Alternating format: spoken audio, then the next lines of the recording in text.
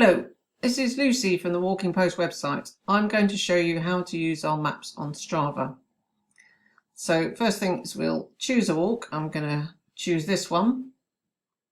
There's lots of information here, but if you come down here, there's some buttons.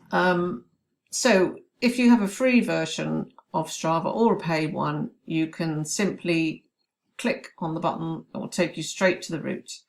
So you can use that and you can use GPS to follow it. However, you can't edit the route, which you may want to do, or put comments on it or anything. And the only way to do that is if you import it, which you would need a paid version of Strava for. So to do that, we'll go back to the website and you need to download the GPX map, which has all the coordinates and stuff in it.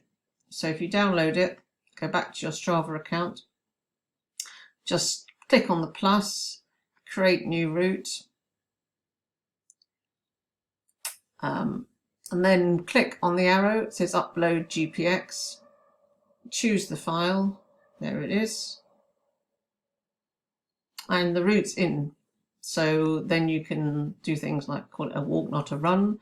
You can edit it, you can edit the points, and save it and give it a name.